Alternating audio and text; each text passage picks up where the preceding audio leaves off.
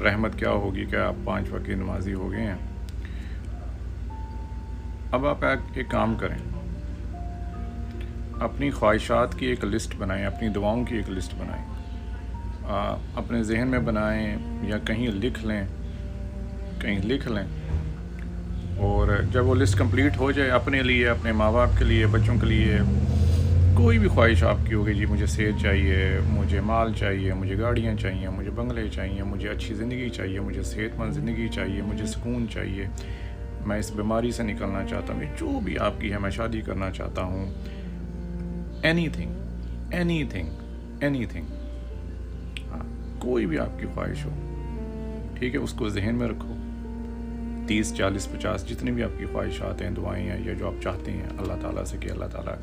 میری یہ چیزیں ساری جو ہیں یہ میری دعائیں قبول کر لیں، ٹھیک، اس کے بعد پڑھو 2 رکعت نماز۔ یہ نماز آپ نے ایک ہی دفعہ پڑھنی ہے، اور سجدے میں اللہ تعالیٰ کو کہو کہ مجھے یہ سب کچھ چاہیے، اور میں اس کے لیے روز 1000 دفعہ درود شریف پڑھوں گا، 1000 دفعہ۔ یہ نبی کا فرمان ہے،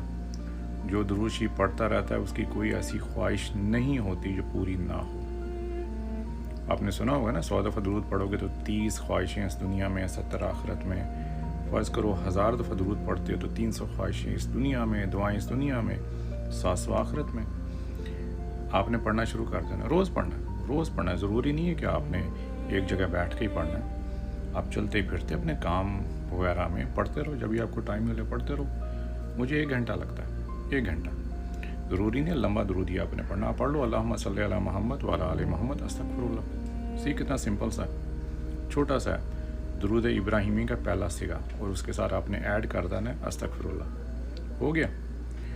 جب بھی آپ کا 1000 کمپلیٹ ہو جائے نا، 1000 درود شریف، وہ آپ نے ہدیہ کر دینا نبی کریم صلی اللہ علیہ وسلم کو، اور ان سے دعا کرنی ہے، اللہ کے رسول جو آپ نے ہمیں کہا تھا ہم نے کر لیا، اب آپ ہمارے سفارشی بنیں اور اللہ تعالیٰ سے ہماری دعائیں، خواہشیں پوری کروا کے دیں، کیونکہ انہوں نے کہا تھا اللہ کا رسول سچا، اللہ سچا، آپ کی لگن بھی سچی۔ تو یہ ایک چھوٹا سا وظیفہ ہے، اس کے لیے آپ کو پورے کا پورا ماشاءاللہ قرآن نہیں پڑھنا پڑے گا، ایک سورت کو ہزاروں دفعہ نہیں پڑھنا پڑے گا، صرف درود شریف پڑھنا پڑے گا، ہدیہ کرنا پڑے گا، اور ان سے سفارش کرانی پڑے گی اللہ کے رسول سے کہ سر نبی کریم صلی اللہ علیہ وسلم ہم نے پڑھ دیا، اب آپ ہمیں ہماری سفارش کریں۔ دیکھو کیا ہوتا ہے پھر۔